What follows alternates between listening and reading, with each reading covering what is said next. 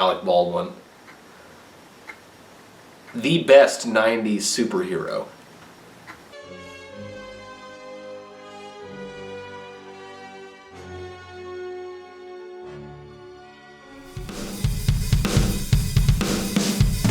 Well, hello, it's LaserDisc time.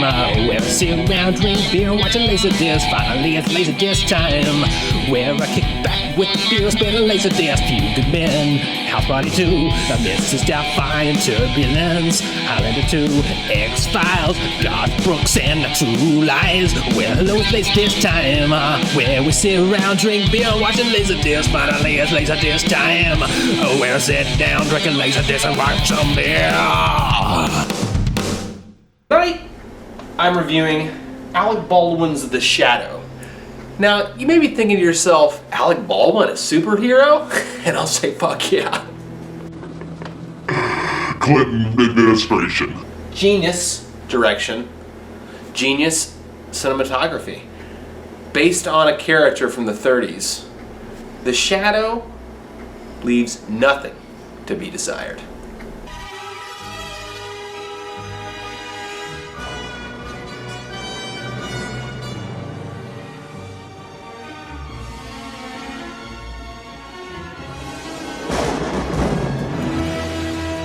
Genius, breathtaking, 90s CGI, as the back of the disc says itself.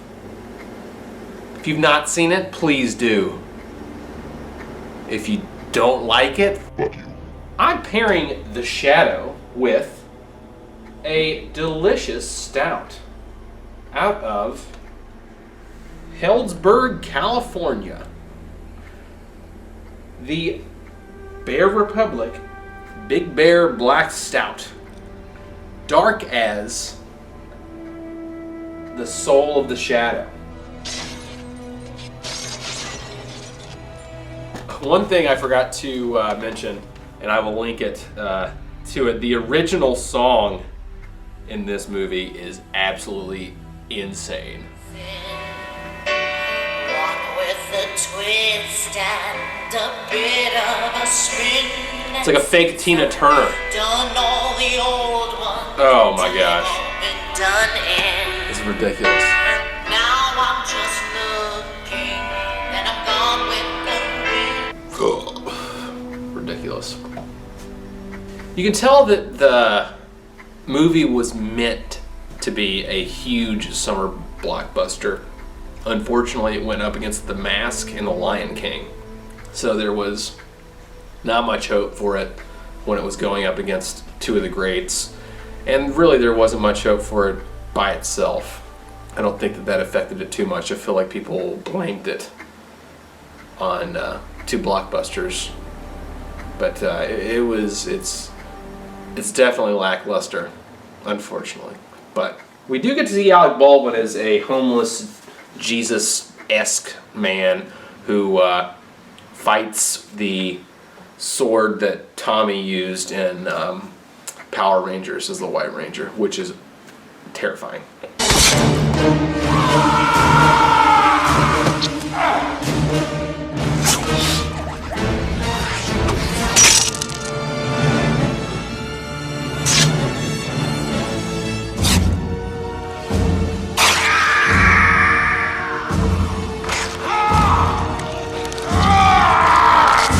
So the film opens with Alec Baldwin in Tibet, looking quite homeless, having people killed.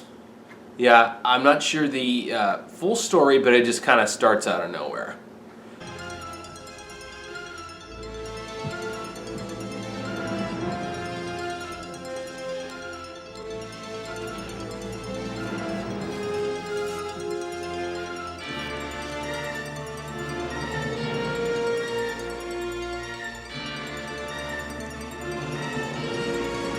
So the Shadow helps people and then essentially cashes in immediately on the favor that those who he saves owe him by making them his eternal bitch.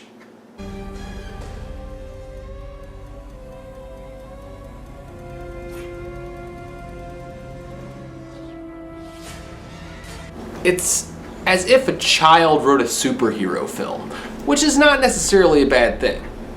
It's entertaining. The whole first half of the movie I was enthralled. The second half I lost interest in. It got a 35% on Rotten Tomatoes, a bit too low for my taste, but I could see where people would dislike it. Falls short in a lot of things. You can absolutely see the effect that Tim Burton had touched this film. In the late 80s, he made the Batman films, and for the entire decade of the 90s, all superhero films had this dark 30s, 40s Art Deco vibe to it. And this is a lot like that. Reminds me of The Phantom. Reminds me of Batman Forever, especially the cinematography. It could have been because the movie was scored by Jerry Goldsmith, but there are a lot of similarities, and I think that that could have been a detractor for some. So on to the beer. Let's get it open. It has a very decorative top. Look at that top. I like that. I got my special glass here for my stouts. Let's give it a good pour. See what we got. Oh yeah, that's a brown chocolate head. Smells like a stout. Looks like a stout. Dark as can be. I'm not sure. Let's see here. Let's get some light for you. Yeah, you can't see through that at all. That is black as night. Black as the shadows.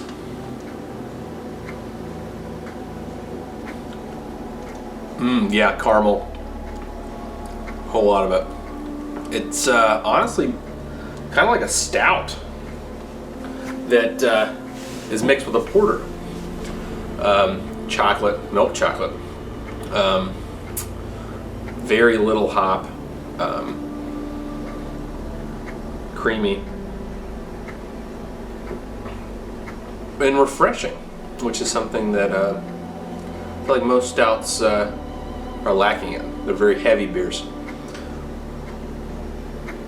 But this kind of straddles the line between heavy and light. So very good. There's the hop. It sticks in about third taste. Okay, we'll get the alcohol that is here on this. 8.1%. This is gonna make you feel good here in about 30 minutes when it kicks in. It's got the cover it's got kind of a weak bottle, I think. No offense, but it doesn't seem very active. Sonoma County Brews. Not a very big brewery. I've seen a couple of their beers floating around over the past several months, and this I think is the second one I've had of theirs, and the first one was an IPA that was pretty good. Anyway, I'm gonna have to give it a I'm gonna give it a 7 out of 10 on the LaserRot scale. Decent stout. It's well brewed, very fresh.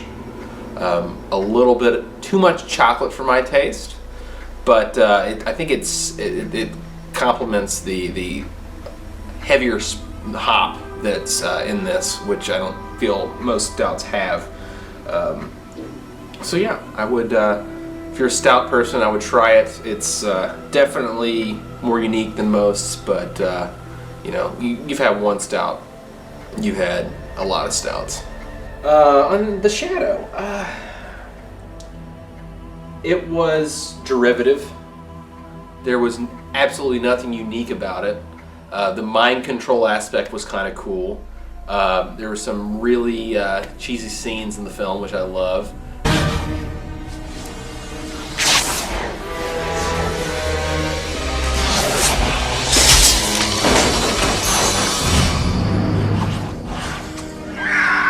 Turbo.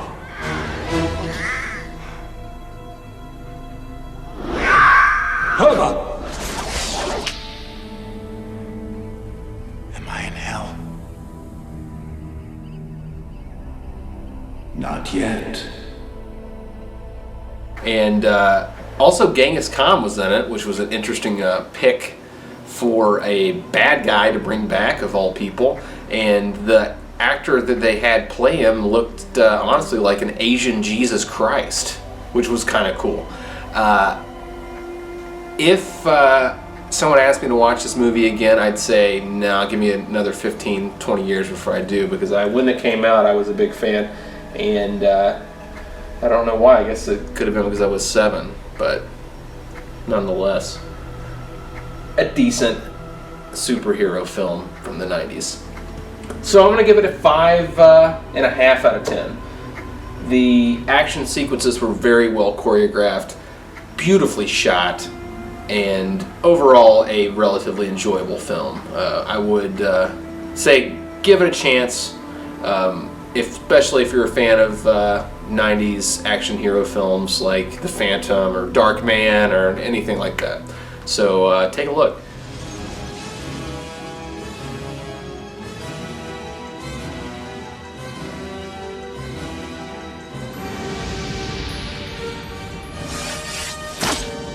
CLV both sides on this film. Decent picture quality. You can see the film grain, which is always really enjoyable, especially in this era of digital filmmaking where it seems like you're watching it through a whatever. It doesn't seem natural. Pure analog video, that's what you get with Laserdisc. The beer has hit, just in case you're wondering. It is definitely 8.1%, and I feel it already after a couple of sips. So, here's to the Shadow, and here's to Alec Baldwin.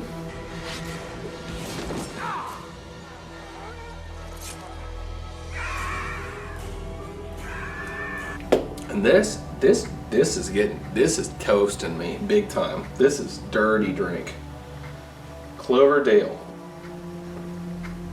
California. Just so you know.